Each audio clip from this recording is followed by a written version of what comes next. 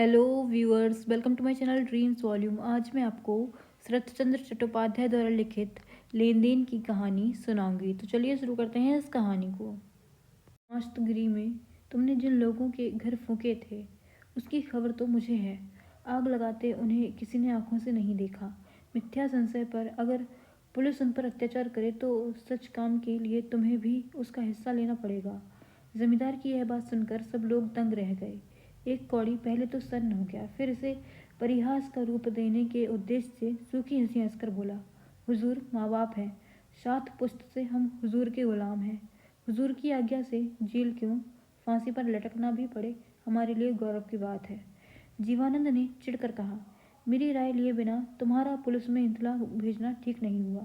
जो जल गया है वह नहीं लौटेगा, पर इसके ऊपर अगर पुलिस के साथ मिलकर तुम कोई नया बखेड़ा खराब करो और कुछ ऊपरी आमदनी का जरिया निकालो तो नुकसान का पल्ला बहुत भारी हो जाएगा। बहुत लोग होंठ दबाकर हंसने लगे। एक कौड़ी कोई जवाब नहीं दे सका। क्रोध के मारे चुचलाता हुआ मन ही मन केवल उसके वंश के नाश की कामना करने लगा। नदी की तरफ के नौकरों के कुछ कमरे बच गए थे। वहीं के दुतल्ले के 2-3 कमरों में फिलहाल रहने की इच्छा प्रकट कर जीवानंद ने जमे हुए हितैषियों को विदा कर दिया, पर केवल तारादास की कल सवेरे एक दफ़ा मिलने के लिए हुक्म कर दिया। तारादास ने कहा, कल रात को सोडसी चली गई है, मुझे मालूम है। कुछ बर्तन नहीं मिल रहे हैं तो और खरीद लेना। इस अग्निदाह के संबंध में बात में तरह तरह की खबरें फैल गईं। जमींदार उस रात को घर में नहीं थे। इसके बारे में चर्चा करना बहुतों को निरर्थक प्रतीत हुआ, पर सोडसी भैरवी के जाने के साथ इसका कोई खास नाता है और जिन्होंने यह काम किया है उन्हें जानबूझकर जमींदार ने रिहा कर दिया। इस विषय में अनुमान और संशय प्रकट करने की सीमा न रही। राय बाबू होशियार आदमी है। एक कौड़ी के फंदे में जीवानंद को न फंसते देखकर इनकी समझदारी पर उनको सौगुनी श्रद्धा बढ़ गई, पर अपने लिए वे बहुत ही उद्विग्न हो पड़े। सोडसी के भगाने में वे भी एक मुखिया हैं और जिन लोगों ने जमींदार का मकान जला डाला वे लोग आसपास ही कहीं छिपे हुए हैं। इस बात की याद आते ही बिछौने में उनका शरीर पसीने से तर हो गया। पहरे के लिए चारों ओर आदमियों को तैनात कर देने पर भी वे सारी रात बरामदे में ही टहलते रहे। एक उनका मकान ही थोड़े है, उनके बहुत से अनाज के खत्ते हैं, पयाल के ढेर लगे हैं, अन्न जमा करने का बहुत बड़ा प्रबंध है। इन सब की देखभाल के लिए हर घड़ी उन्हें सावधान रहना पड़ेगा। डर के साथ दिन बीतने लगे। किसी तरह से दिन बीत रहे थे, पर इतने में ऐसी एक घटना हुई जिससे निकलने की राह ही नहीं रही। अदालत का सम्मन आ पहुंचा। भूमिजों और किसानों ने मिलकर जमींदार और राय बाबू पर नालिश कर दी। जिस जमीन को उन्होंने मिलकर ऊख की खेती और गुड़ का कारखाना खोलने के लिए मद्रासी साहब के हाथ में बेच दिया था, उसे रद्द करने की दरख्वास्त है। खबर है कि अदालत के प्रस्ताव और इशारे से कलेक्टर साहब स्वयं आकर मौका तहकीकात करेंगे। बहुत रुपयों का मामला था, इसलिए एक कौड़ी के साथ मिलकर बहुत से जाली दस्तावेज बनाए गए। एक की संपत्ति दूसरे को व्यय कर देने के लिए जितने प्रकार की तरकीबें हो सकती सब इस्तेमाल हो गई। यही मन में सोचते हुए वे देर तक स्थिर होकर बैठे रहे, पर इससे भी बड़ी बात यह है कि इन छोटी जाति के गवार मुद्दार किसानों को इतना साहस कैसे हुआ कि गांव में रहकर भी इन दुर्दांत जमींदार जीवानंद चौधरी और जनार्दन राय पर नालिश कर बैठे हैं। जीवन में अधिक दिन ही जिन्होंने खाने को नहीं मिलता, जाड़े के दिनों में जो लोग बैठकर रात बिताते हैं, मरी के दिनों में जो लोग कुत्ते बिल्ली की तरह मर जाते हैं, खेती के समय मुट्ठी भर बीज के लिए जो लोग इसी दरवाजे पर आकर धरना देते हैं, उन्हें अदालत में जाने का रुपया कहाँ से मिला? ऐसी बुद्धि उन्हें किसने दी? क्या वह इन्हें यह सीधी सी बात नहीं सुझा सका कि एक जिले की अदालत ही नहीं, हाई कोर्ट नाम की भी एक जगह है जहाँ जीवानंद और जनार्दन को लांघ कर सागर सरदार कभी विजय नहीं हो सकता। अंग्रेज़ों की अदालत धनी के लिए है, गरीब के लिए नहीं। उनके पास धन है, सामर्थ्य है, बैरिस्टर दामाद है, भरोसा करने लायक वकील मुख्तार है और भी कितनी ही सुविधाएं हैं। यह सब अपने आप को समझाकर जनार्दन शक्ति और साहस संचय करने के लिए कोशिश करने लगे, पर ज़्यादा तसल्ली नहीं हुई, क्योंकि यह तो सिर्फ रुपए पैसे का, जायदाद या ज़मीन के खरीदने बेचने का मामला नहीं है। इस काम में जो गैर मामूली कार्रवाइयाँ की गई हैं उनके फलस्वरूप फौजदारी की कानूनी किताबों में जो कड़ी सजा के वाक्य लिखे हुए हैं उनके भयंकर चेहरे ओट में रहकर भी उन्हें डराने लगे। इस बात के प्रकट होने में कुछ बाकी नहीं है। राय बाबू अपनी जिंदगी भर की अभिज्ञता से यह जानते थे, इसलिए किसी तरह से दिन बिताकर रात में उन्होंने एक कौड़ी को बुला लिया और पूछा कि जमींदार की तरफ से इसका क्या इंतजाम हो रहा है। एक कौड़ी ने कहा, हुजूर के सामने अभी तक इसे पेश नहीं किया गया है। जनार्दन ने झुंझला कर कहा, किया नहीं है तो करो जाकर, बुढ़ौती मेरे तो क्या गैत काटूंगा। उनकी आशंका और व्याकुलता देखकर एक कौड़ी ने हंसकर कहा, डर क्या है राय बाबू, कैद काटनी होगी तो मैं ही काटूंगा, आप लोगों को ना जाने दूंगा, पर इस गरीब पर दृष्टि रखिएगा, भूलिएगा नहीं। जनार्दन ने खुश होकर कहा, वह तो मैं जानता हूँ एक कौड़ी, तुम्हारे रहते डर की बात नहीं है। तुम जितना समझते हो उतना वकील के दादा भी नहीं समझते, पर तुम्हें तो सब कुछ मालूम है। सुना है कि कप्तान साहब खुद ही तहकीकात करने आ रहे हैं। वो बहुत बड़ा पाजी है, पर भीतरी बात कुछ मालूम है। उन्हें सलाह किसने दी और रुपया ही किसने दिया। एक कौड़ी ने बिना सोचे ही सोटसी का नाम लेकर कहा, रुपया दिया चंडी माता ने, और किसने। इसी से तो सोटसी झटपट सरक गई। लड़की है कहाँ? एक कौड़ी ने कहा, आसपास कहीं छिपी होगी, जल्दी ही पता लगा लूंगा। जनार्दन दम भर चुप रहकर बोले, पता लगाना, बखेड़े से बचूं, उसके बाद समझ लूंगा। एक कौड़ी नंदी उस दिन इन्हीं के घर भोजन कर अधिक रात में घर लौटने लगा। उसने जाते समय बनावटी क्रोध दिखाकर कहा, उस दिन सागर सरदार के विषय में आप लोग जमींदार की खातिर से होंठ दबाकर हंसने लगे थे, पर उस दिन अगर पुलिस में इसकी इत्तला देते देते तो आज इस आफत की नौबत न आती। जनार्दन ने लज्जित होकर अपनी गलती मान ली। एक कौड़ी ने मालिक के बारे में एक खास खबर सुनकर कहा, शराब पीकर बल्कि अच्छे थे, अब तो बातचीत करना ही मुश्किल है, शूल का दर्द तो बना ही रहता है। इतने दिनों की आदत कहीं सहज छूटती है, शायद ज्यादा दिनों तक नहीं बचेंगे। जनार्दन को विश्वास नहीं हुआ। उन्होंने पूछा, तो क्या सचमुच नहीं पीते हैं? एक कौड़ी ने सिर हिलाकर कहा, सचमुच उन्होंने पीना छोड़ दिया है। सूर्य नारायण का पश्चिम में उदय होना भी सहज है, पर क्या कहूँ, राय बाबू बड़े जिद्दी आदमी हैं। उस रोज दिन भर की तकलीफ से रात को हाथ पैर बिल्कुल ठंडे पड़ गए थे। डॉक्टर साहब डर गए और बोले, मेरा कहना मानकर चम्मच भर तो पी लीजिए, नहीं तो हार्ट फेल हो सकता है। पर बाबूजी को तनिक भी डर नहीं लगा। जरा हंसकर कहा, इतने दिनों में तो बेचारा कभी फेल नहीं हुआ, बराबर एक सा चला आ रहा है। आज अगर वह फेल भी हो जाए तो उसको दोष नहीं दूंगा, पर मैं तो जन्म भर से फेल होता आया हूँ, कम से कम आज एक रोज़ के लिए भी मुझे पास हो जाने दीजिए। फिर उन्होंने कोई नहीं पिला सका। क्या कहते हो? एक कौड़ी ने कहा, अब धुन सवार है कि मकान की मरम्मत रोक दो। उस रुपए से मैदान के बीच में एक पुल बनवाना है, रूपसी झील के उत्तरी ओर एक बांध बनवाना है। इंजीनियर सब आए थे। हिसाब लगाकर उन्होंने कहा, उस रुपए से ऐसे 10 मकानों की मरम्मत हो सकती है। उसका एक हिस्सा इधर खर्च करके मकान की मरम्मत कर उसकी रक्षा कीजिए। पर किसी तरह भी नहीं माने। दीवान साहब बाप की उम्र के हैं। उन्होंने कहा, जमींदारी रहन हो जाएगी। तब बाबूजी ने कहा कि असामी लोग हर साल मालगुजारी देते आ रहे हैं और ख़त्म हो रहे हैं, उन्हें बचाने के लिए अगर जमींदारी रहन हो जाए तो होने दीजिए, वह छुड़ा ली जाएगी। राय बाबू ने थोड़ी देर चुप रहकर कहा, पागल तो नहीं हो गए?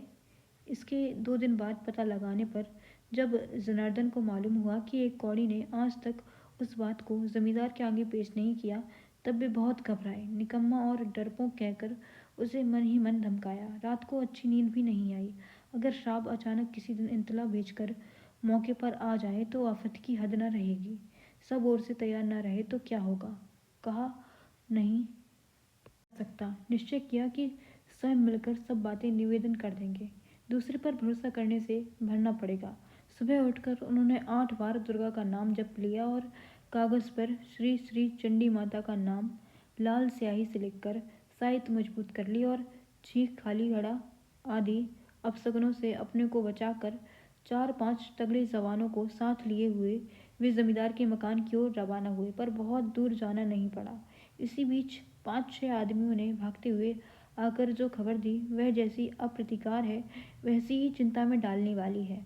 बहुत दिनों की बात नहीं है। बड़ी सड़क के पास वाली करीब 10 बीसा जमीन राय बाबू ने घेर ली थी।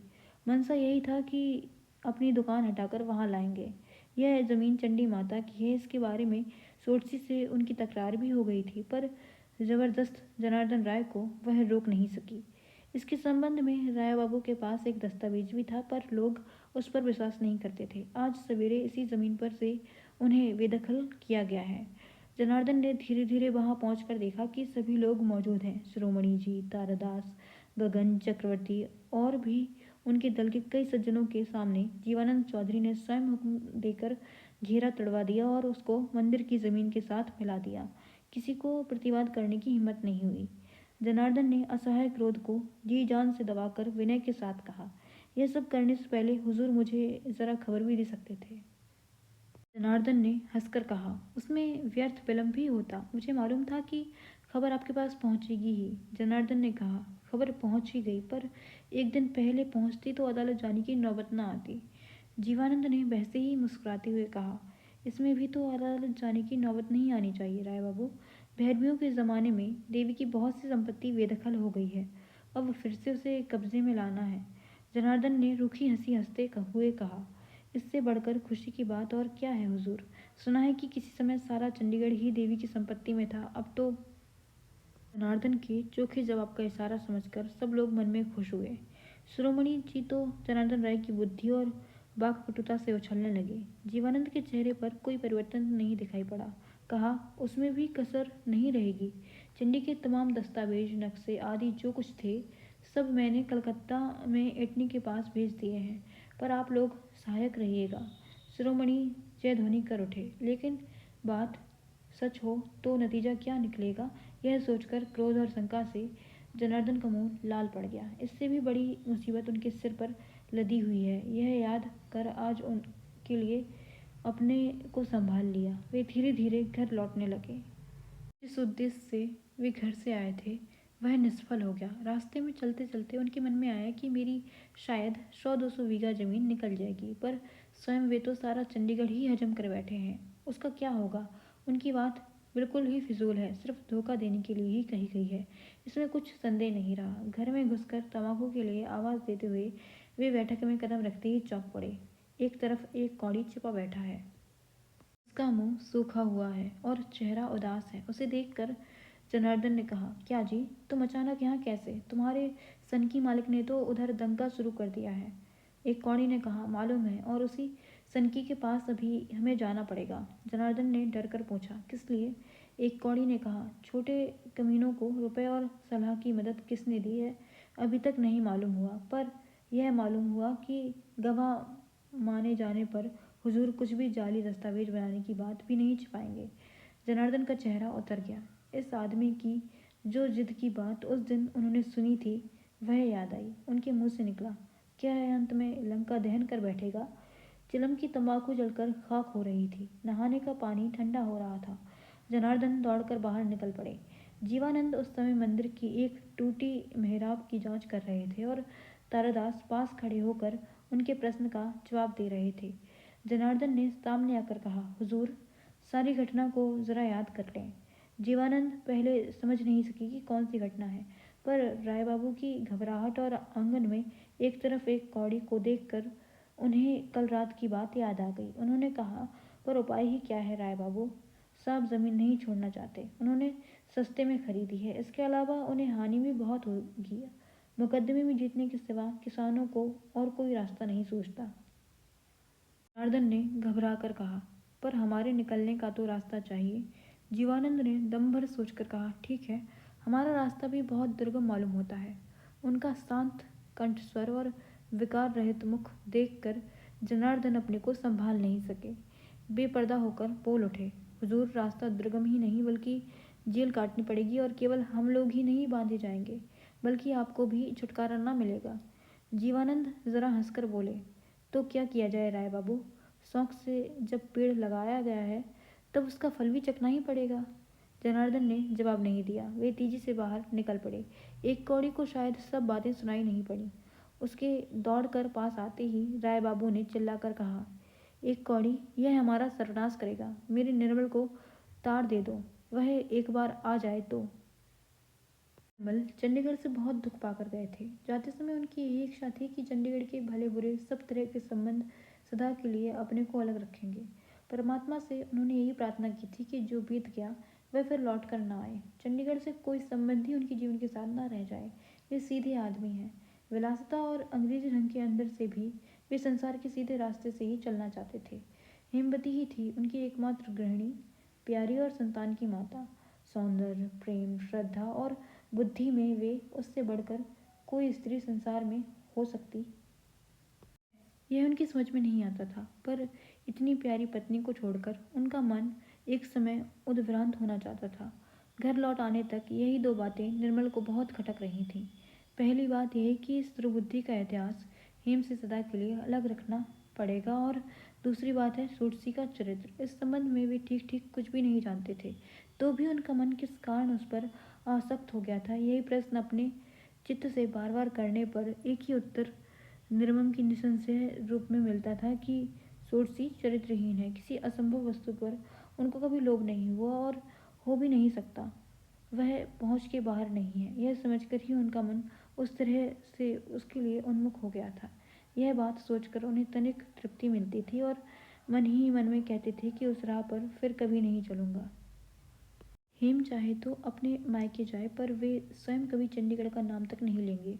उस दिन अदालत से लौटने पर निर्मल ने हेमवती से सुना कि उसकी माँ के यहाँ से चिट्ठी आई है। उन्होंने लिखा है कि किसी को मालूम नहीं रात को छिपकर छोटी कहाँ चली गई है।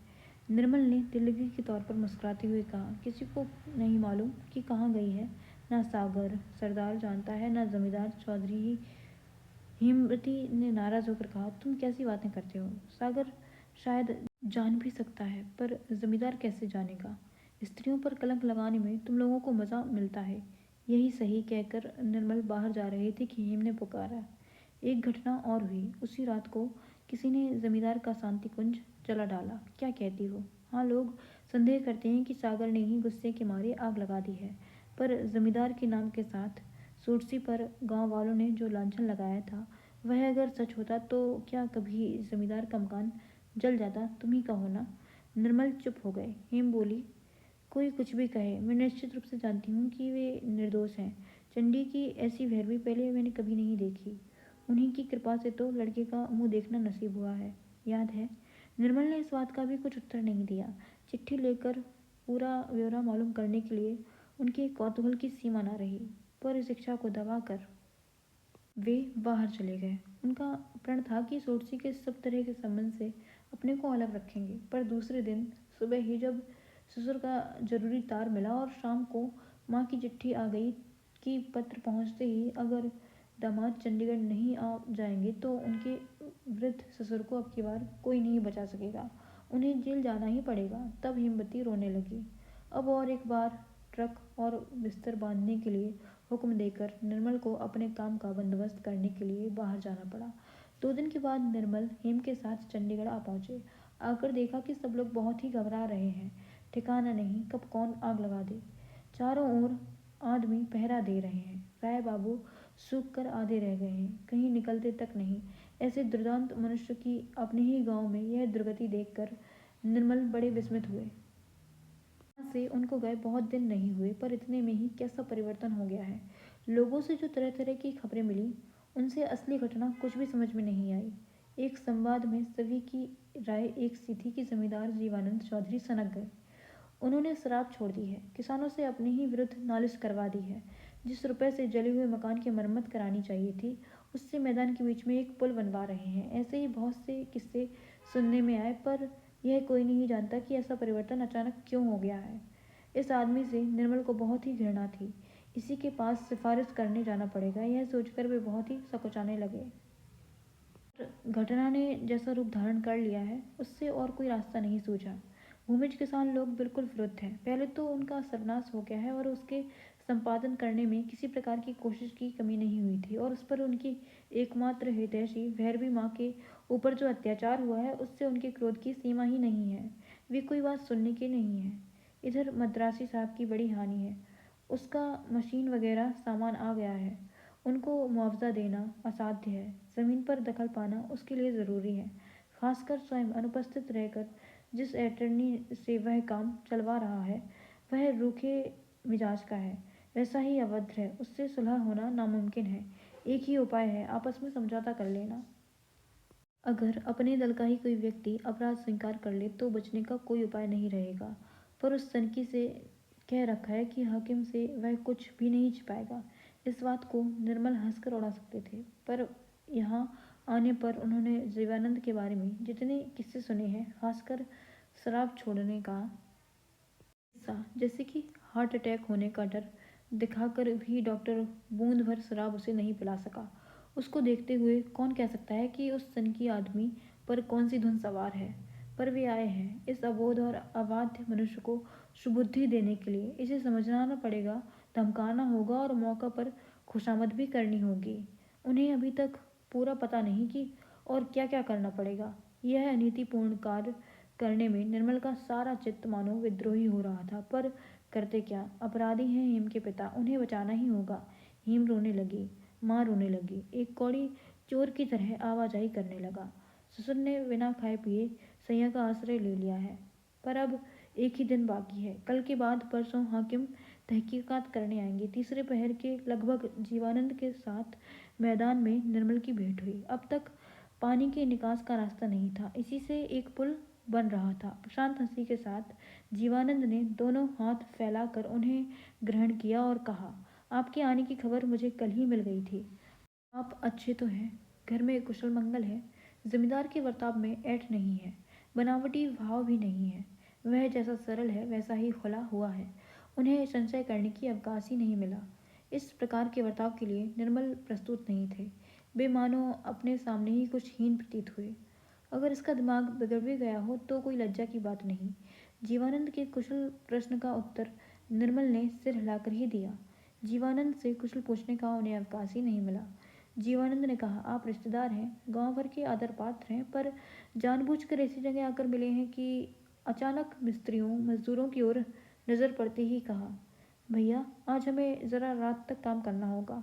हफ्ते भर से घटा छाई हुई है, एक दो दिन में ही शायद पानी बरसेगा, तब तो बना बनाया काम बिगड़ जाएगा। हम लोग ऐसा काम कर जाएंगे कि नाती पोते को भी सिर झुकाकर मानना पड़ेगा कि हाँ, जिन लोगों ने पुल बनाया था उन्होंने हृदय के सच्चे प्रेम से ही बनाया था।